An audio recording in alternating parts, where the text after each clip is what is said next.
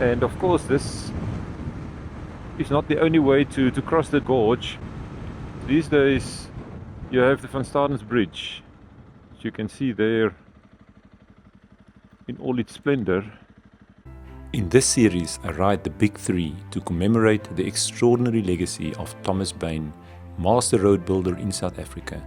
This is the spectacular Swartberg Pass, the challenging Baviaanskloof and the beautiful Prince Alfred's Pass. It takes me on a journey of more than 2,200 kilometers from Cape Town all the way to Port Elizabeth and back. Thanks for joining me on this experience and to share the views.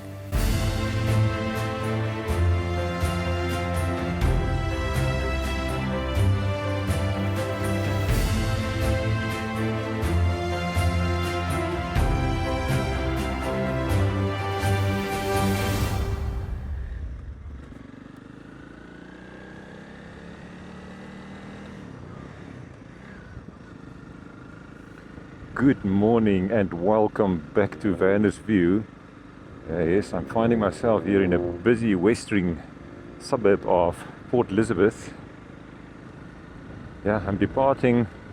It's not only busy, it's also wet and windy. Let me just make the turn. Welcome back to the series. Of course, this is a continuation of my series which I call Riding the Big Three. Now, we are about halfway through this series now. The first half, of course, took me all the way from Cape Town to Port Elizabeth, and I spent a glorious 2 nights here with my sister Madeleine. Thanks, Madeleine. That was fantastic staying with you and recuperating after about 4 days of heavy riding to come from Cape Town to Port Elizabeth. So yeah, now the journey continues and I'm extremely excited. Of course, riding the Big Three, I'm referring to master road builder Thomas Bain. And the 3 roads and passes I'm riding in this series are the Swartberg Pass. So if you've not seen it, please go and have a look. I already rode the Swartberg Pass, probably his masterpiece in road engineering. And today I'm going to head off to the Baviaanskloof, which is a 200-kilometer road through probably one of the most beautiful areas of South Africa. And Thomas Bain built that road as well. So I'm going to do today in 2 trips. Today the end destination is the town of Patensie, which is the eastern end of the Baviaanskloof. And in the next trip I will ride most of the Baviaanskloof today. So welcome back to the channel, and yeah, thanks for watching and thanks for commenting. I really appreciate all the interaction, all the comments, and I hope you are enjoying this series with me, and yeah, and also now to join me for the remainder of my journey back to Cape Town. Ultimately, it's going to take me another 4 days of many twists and turns. And maybe just to complete the picture, of course, riding the Big Three, the last one of the Big Three of the Thomas Bain roads and passes that I will ride later on in the series is the Prince Alfred Pass from Uniondale to Knysna. Oh, that is the longest pass in South Africa. And of course, I will talk a lot more about it once I get there. But for now, I need to get out of Port Elizabeth, a windy and wet Port Elizabeth. It is a bit chilly this morning, but I am here. So let me just keep my eye on the traffic.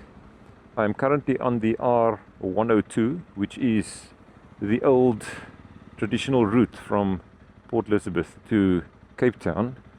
And it is in fact called Cape Road, although we are of course not very close to Cape Town at the moment.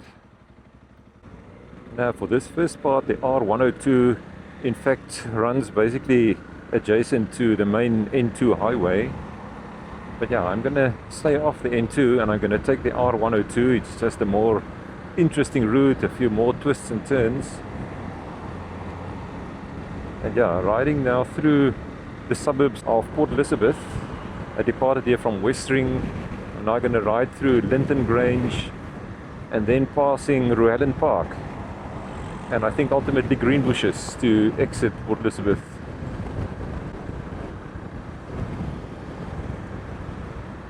This is the place where I grew up. My first years of school was in Port Elizabeth, so I have fond memories.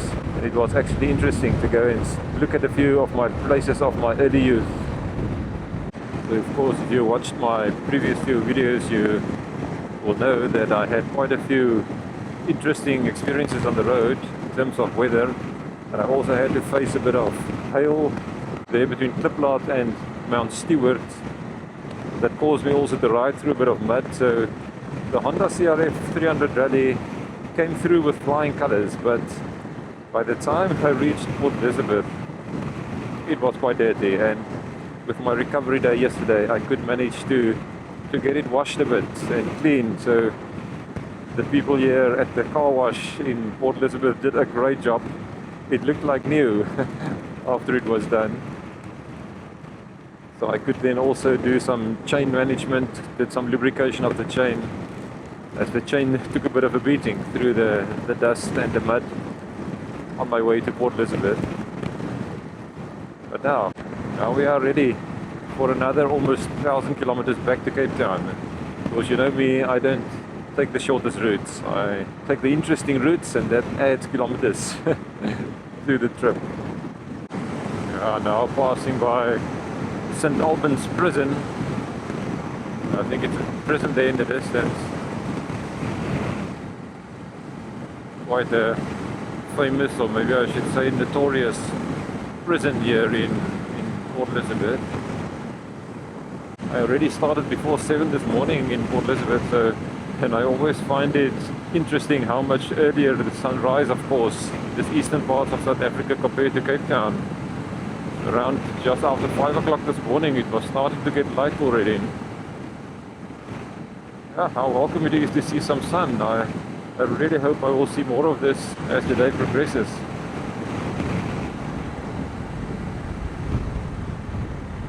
Now we're already riding through a beautiful part of Port Elizabeth here. You can see that mountain there, and you may not be able to see it, but it is called Lady Slipper, and yeah, that rock formation there indeed looks like a shoe of a lady, but it might be too far away for you to see. So this trip today from Port Elizabeth to Patensie is just over 80 kilometers, so it is not so far, and it's only tar road, so it should be an easy journey to Patensie, where I planning to just have a stop for breakfast. I haven't had any breakfast yet. Marlene did give me lovely coffee, of course, but I just want to grab something to eat at a famous restaurant there in Patensie. Yeah, but I have to fight this wind a bit.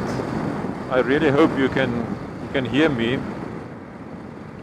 I have tried before this series to upgrade my sound and microphone equipment a bit, and I will talk a bit about this a little bit later in this trip, to just, well, show you how I'm trying to make sure I do get at least sound that I can use in my videos, but also to make sure that I have a backup sound. So I will talk about that once I'm a bit more audible.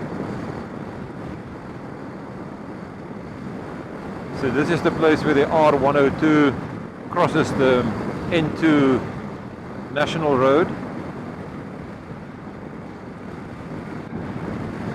Yeah, so now we are starting to descend into the Van Stadens Gorge. This is one of the first major gorges that one needs to cross if you want to travel in a westerly direction from Port Elizabeth to Cape Town. So this road is, the only road you could take is down this, well, steep descent, which is known as the Stadens Pass. So this is not a pass crossing a mountain, this is a pass going down quite steeply to traverse quite a significant gorge. And this gorge is known as the Van Stadens Gorge. So maybe a little bit of history. Already in the early 1860s, a person with the name Martinus van Staden, he was the first person to make a crossing of this gorge, and the road was constructed here in 1867, by a person called George Epsey. And yeah, it's an important pass, this Van Stadens Pass, so it was named after Martinus van Staden. Because as you will see, it goes down quite deeply, this gorge. And this is the first of quite a few. There's at least 5 main gorges. This one is not the deepest. The deepest one, I think, is the Blokrands Gorge. But this one is certainly quite deep. From the plateau where we just descended down from now, again to go up on the other side, it's at least 127 meters down. And of course, this is not the only way to cross the gorge. These days you have the Van Stadens Bridge, which you can see there in all its splendor. Yeah, what an impressive structure. So you find actually quite a few of these huge bridges. Now this bridge was constructed in 1971, and what is interesting, if you think about riding down the Van Stadens Pass, it takes a bit of time, and certainly you need to take a steep descent and a steep ascent on the other side. It takes a bit of time to go through. But to pass the gorge from that bridge, by riding over that bridge, only takes 30 seconds. So yes, of course, a huge improvement. But yeah, this bridge is notorious, unfortunately, because this bridge opened on 11 November 1971. And just 11 days after it was opened, a man from Uitenhage jumped from the bridge to his death. Now this bridge is 127 meters high, so yeah, that is certain death if you jump from it. It's 198 meters long from end to end. But this suicide by this person was unfortunately followed by quite a number of other people, and it is now known today as the Bridge of Death. Yeah, so it's quite a sad connection now with the Van Stadens Gorge and this area.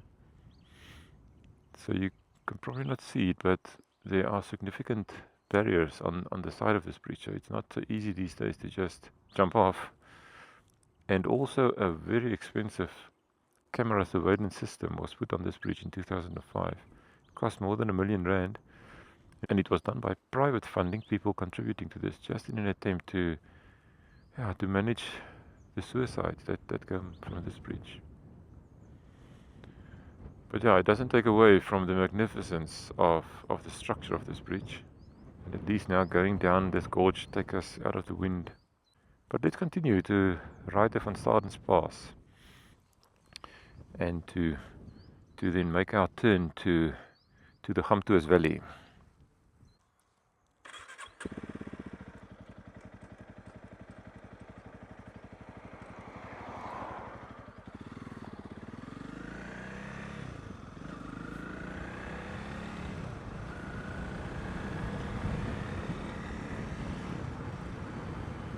And now we made it to the bottom of the Van Stadens Pass, and we're also crossing the Van Stadens River.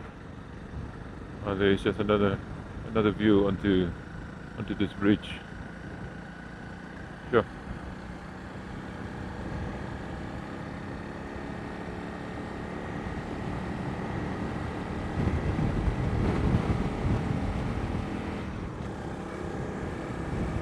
Yeah, so this road already constructed 1867. I think there was a rudimentary road before that, but the major upgrade and getting this road ready so that ox wagons can also cross through happened 1867.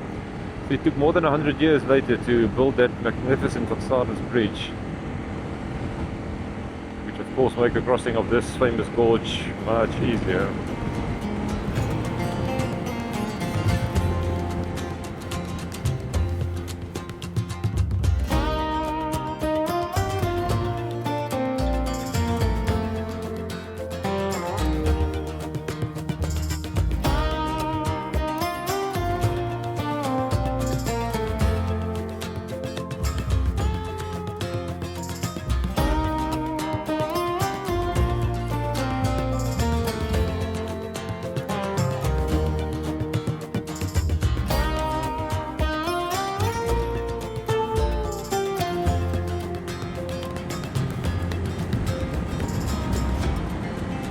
Now we are now about to make a turn onto the R331, so we will turn off from the R102, which is of course the old Cape Road, and the R331 to Hankey and Patensie is the road that will take us to the Gamtoos Valley and the Kouga Valley, of course ultimately to the beautiful Baviaanskloof.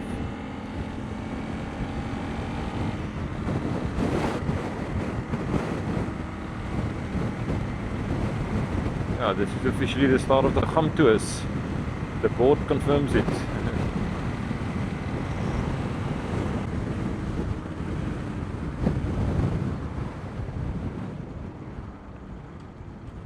I'm going to make a quick turn here because this is the town of Loerie. It's got quite a beautiful church.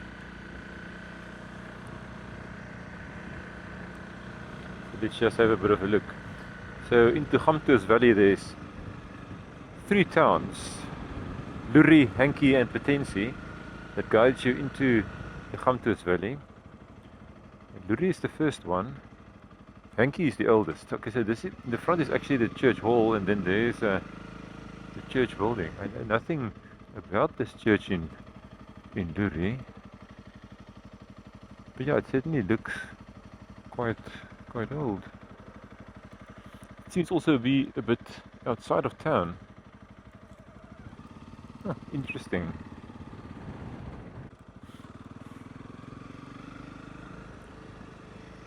Yeah, so that was just a quick look at the church in Loerie. But let's make our way further to the town of Hankey here on the R331.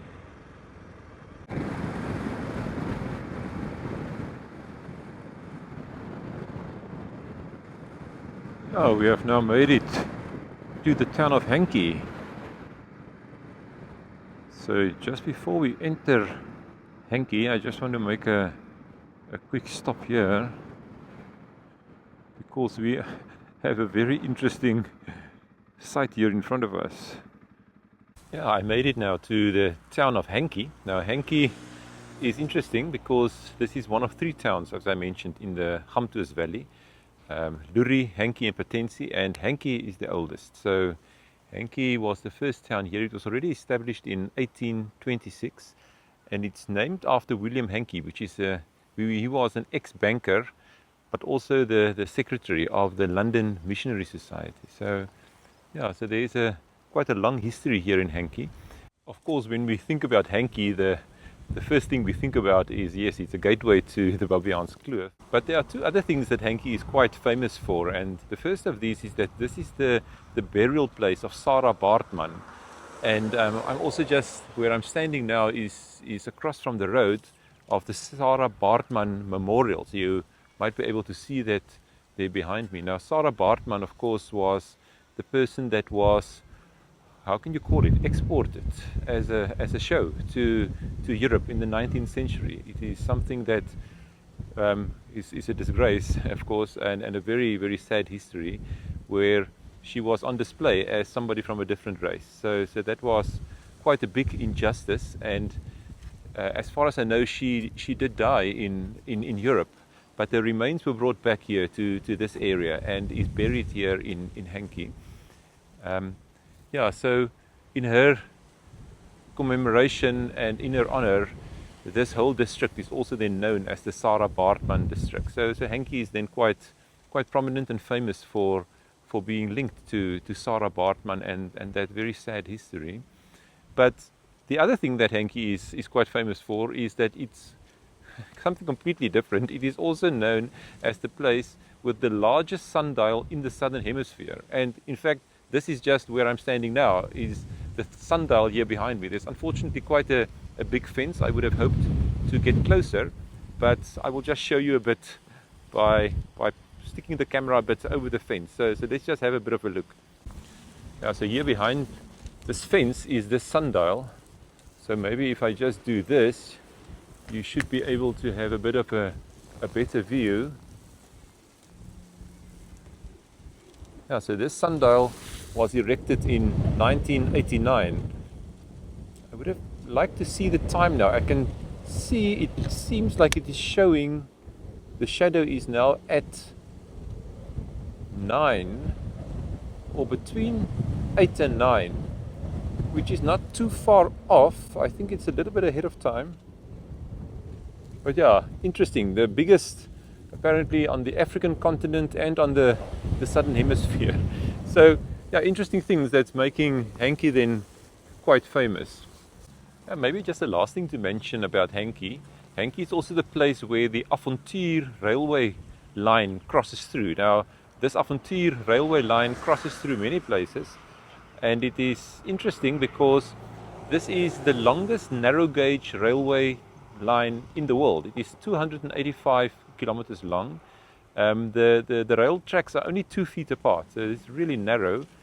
And the main purpose of this railway track was in the past to transport fruit from the fertile Loerie Valley, there from the start of the town of Avontuur. Now we will pass through Avontuur in one of the trips coming, but then that railway track runs for 285 kilometers from Avontuur to Port Elizabeth, and it was used in the past for exporting. It is not in use today, so it fell in disrepair, but there's many places where you can see the Avontuur railway line, and I've crossed it once or twice already today. So if I see it again, I will maybe just make a stop to have a closer look.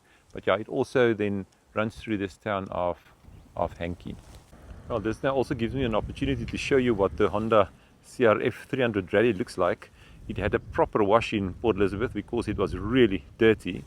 So just look how nice and clean she is.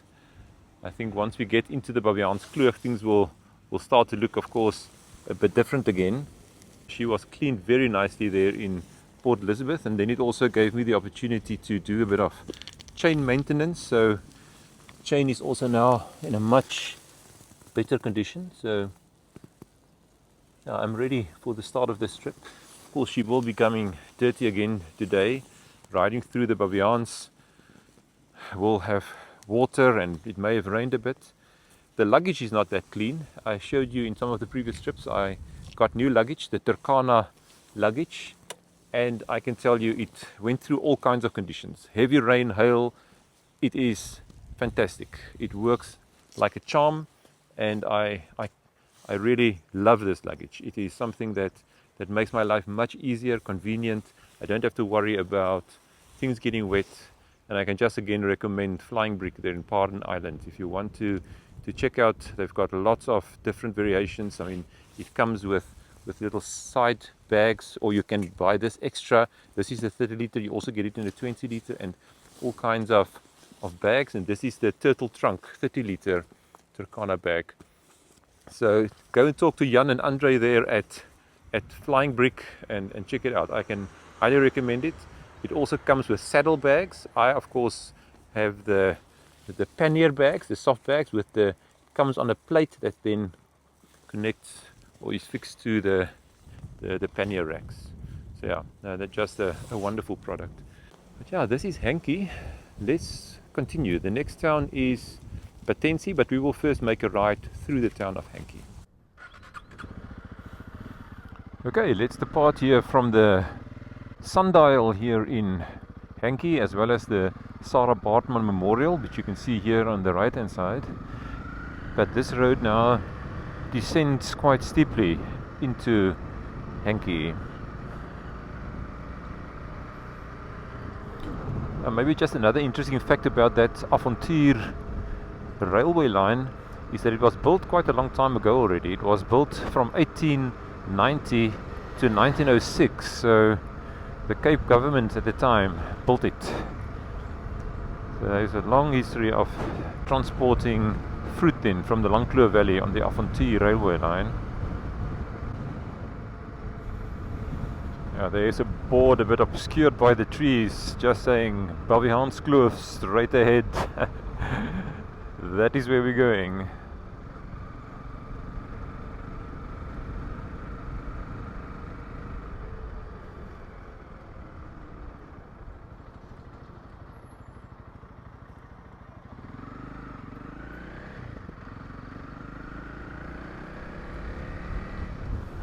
Quite a few big trucks here.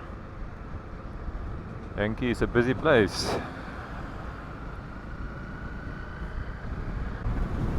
Looks like a beautiful golf course here on the right hand side.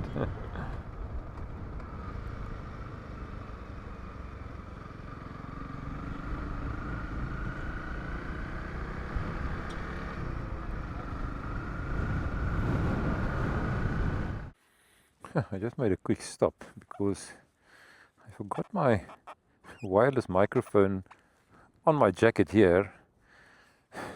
And I just for the moment thought I may have lost it because I used it when I spoke to you there at the Sundial and the Sarah Bartman Memorial. Gave me a fright. But now it is back in my helmet because I use it for sound on this camera. And once I make a stop there in Patensie, I will tell you a little bit more about this microphone system.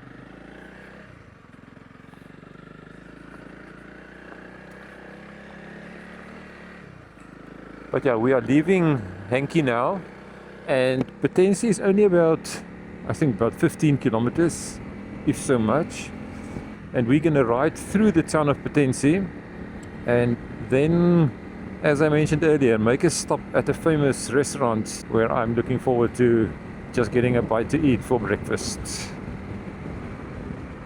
So there we actually crossed the narrow gauge railway, but I was a bit too quick. I will see to make a stop at the next crossing.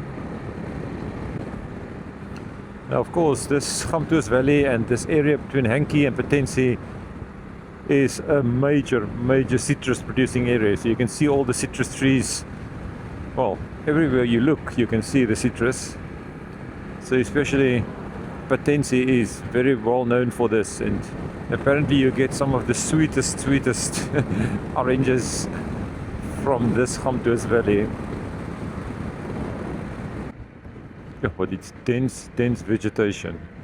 I can only assume that this is natural vegetation on the right hand side. Very tall aloes. Sure. No, this Gamtoos Valley is a very fertile valley, so it seems like it is just ideally suited for the winter production of citrus fruit.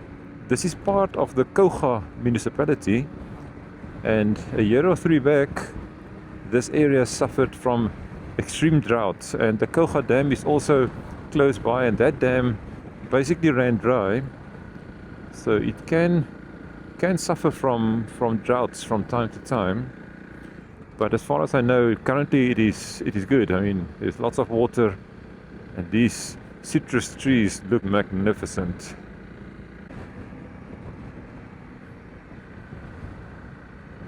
I'm not sure if you can see it, but here on the left hand side we are welcomed to Patensie and all variations of citrus on this board. There we're crossing the narrow gauge railway track again, but it is so overgrown you will be excused for not actually seeing it. It's not been in use for years and years, so that citrus board is actually built across the narrow gauge railway track. I think we are now more in the center of Patensie, and I will now make a stop here at the petrol station, because although I've only ridden about 92 kilometers, this is the last place to fill up on fuel for a very long time. The next stop for fuel will only be Uniondale, and I just want to make sure that I am fully filled up. So let me make a stop first. Hey, how are you doing? Good. I just want to fill it up. It's not going to take a lot. Maybe 2 liters, if so much. I just want to be ready for the Baviaans, eh? We just open it up here first.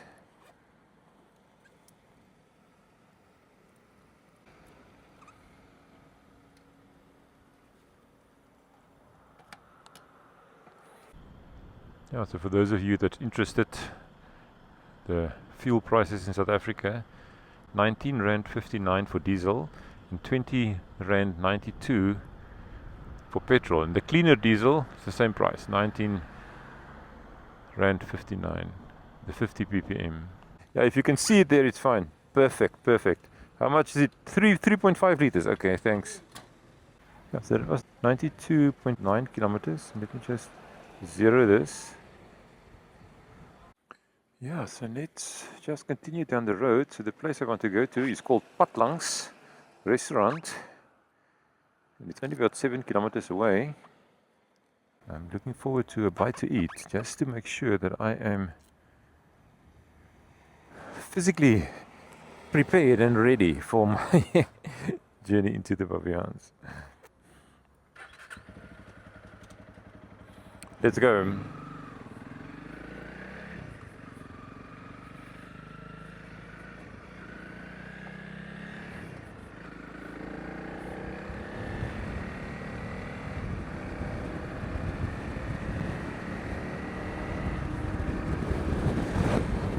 Well, I'm very glad that the sun has come out.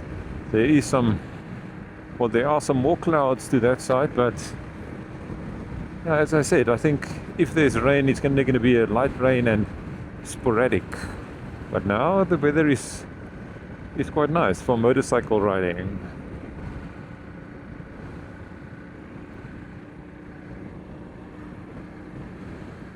Oh, just look at these beautiful, beautiful lawns.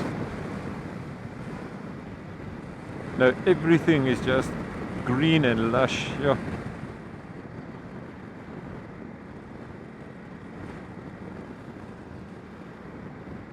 And citrus trees as far as the eye can see.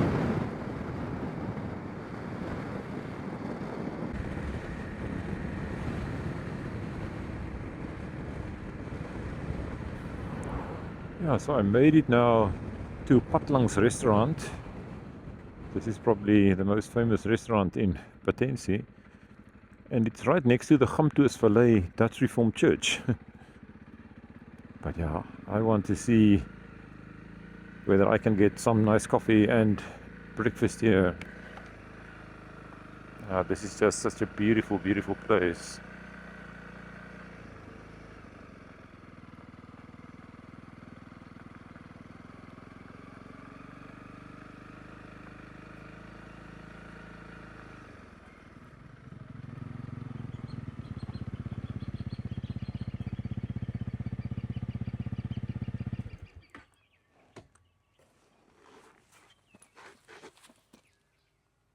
Yeah, so I made the stop here at Patlangs Restaurant.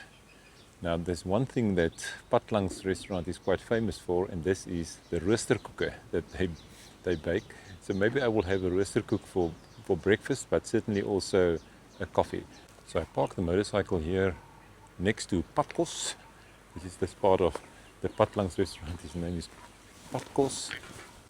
And there you can see the Gamtoos Valley Dutch Reformed Church at the back.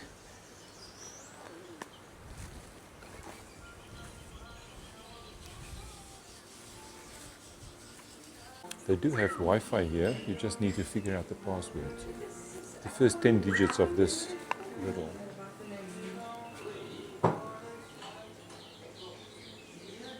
You have it?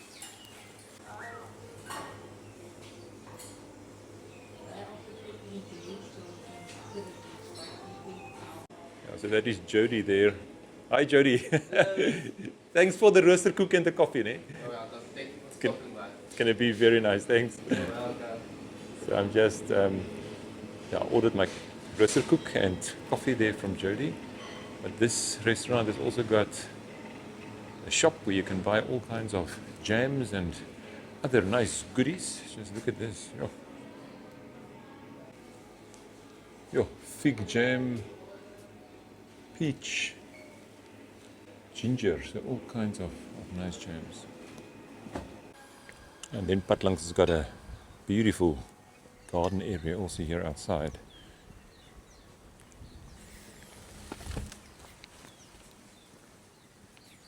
Baie dankie vir jou. Vandaag komen we. Ek kom nou van Port Elizabeth af, maar ek gaan nou terug Kaap toe. Ek het nou van die vorige naweek af 'n bietjie van die Kaap af gery. Dis Kaaphuis.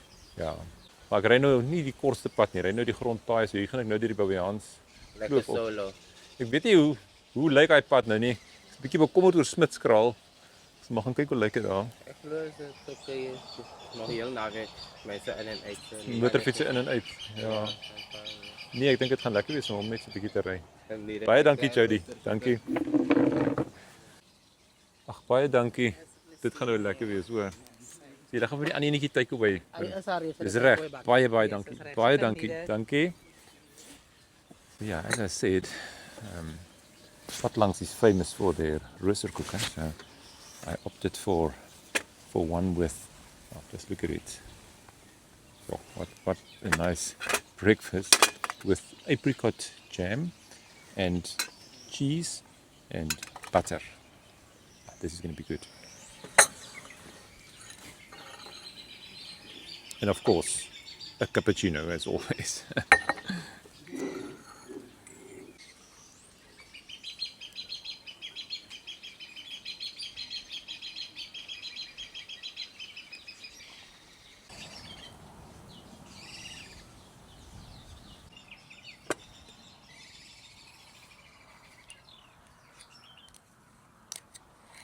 So as mentioned on the road, I will just tell you a little bit more about what I did to upgrade the sound recording equipment that I use to record, of course, while I'm riding.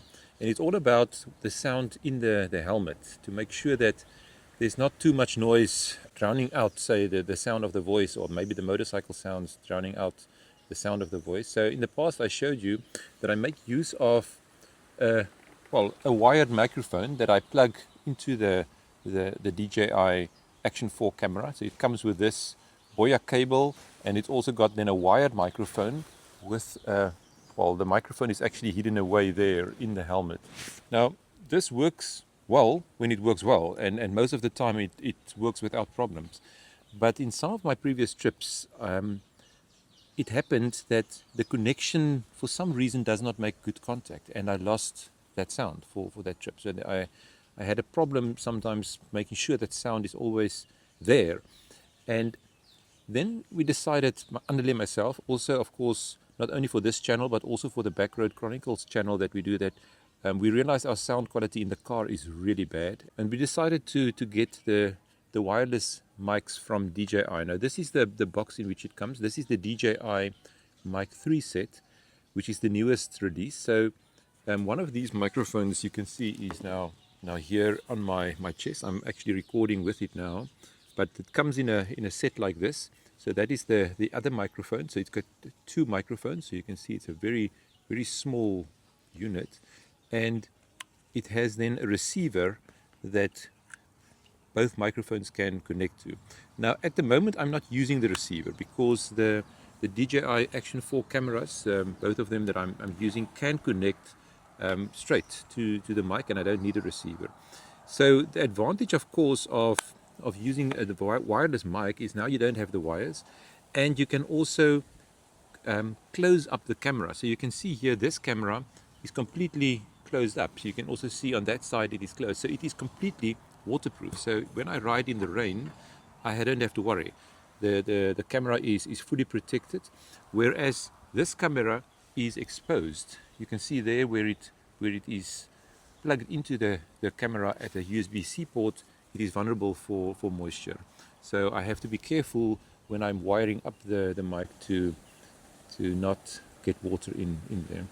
So the challenge that I'm having is that the DJI Mic 3 sound with the wireless mic in the helmet is not as good as I expected it to be. It's still a bit vulnerable to external noises, and I've decided to mitigate the problems I had with the wired mic before is to do sound recordings on both cameras. So the one camera, the one on the helmet, I use the lav mic, the one that is wired, and then for the camera that I put on the handlebars, this is the one I'm actually talking to now, I connect wirelessly to the mic, and I then put this microphone in the helmet. So it is quite convenient because these mics are so small that it is quite easy to simply connect them up to the helmet there inside, and it is right there where my mouth is, and I can then just continue to speak normally. So for this trip, this is an important difference. I have two recordings of all the voice that I do when I ride the motorcycle, So if one goes wrong, for example, the wireless mic loses connection, or if the wired mic well, does not make contact well, I will have sound that I can use. So yeah, I think this is a setup that I will probably make use of very much, a lot going forward. But it will only come, I will only really see how the sound quality works on both of them when I really start doing the editing of these videos. But I think I'm giving myself a good chance. Now, please let me know what you think about the DJI mics. I know there's older versions as well, the Mic 2, now the Mic 3. I want to thank Sean from K-Biker. He's also sharing some of his knowledge and experience on the DJI Mic 3. He has made some videos. I will put a link to his channel. Go and have a look at how he's tested these units. Apparently you can get much better sound if you connect the mics through the DJI receiver. Now then you need to connect the receiver to the camera. And what the receiver also allows you is to connect two mics to the same camera at the same time. And this is what myself and Annelie will be using going forward on Backroad Chronicles videos, when we both need to talk in the car. It's especially when we drive in the car and there's lots of vibration that the sound quality becomes very bad. But now this mic you can easily mount close to your voice, so you can see, you can speak right into it. So this is the primary place where the sound recording takes place. And we will be able to, I think, get much better quality sound when we make videos on BRC as well. So yeah, please let me know what you think. I mean, do you think this is a good setup? What do you use if you do motor vlogging? I would be very interested to hear. But yeah, so far the DJI Mic 3, I'm really enjoying using it, but I will give a verdict on the quality only when I make these videos. But yeah, I had a lovely breakfast now at Patlangs, roosterkoek, cappuccino, and I'm going to end this video here. Thank you very much for joining me all the way from Port Elizabeth. Yes, it was a cold, a bit of a rainy start, but now the sun is out, the birds are singing. It's just wonderful. I will be departing shortly here from Patlangs, of course, for one of the key, well, highlights or destinations of this series. I will go into the Baviaanskloof, and in the next video I will show you, well, basically all of the Baviaanskloof. I'm going to ride all the way to the western side of Baviaanskloof. If you enjoyed this video, please give me a big thumbs up and subscribe to the channel. And I will be back very shortly with the next video that goes into Baviaanskloof. So until next time, keep well and bye-bye.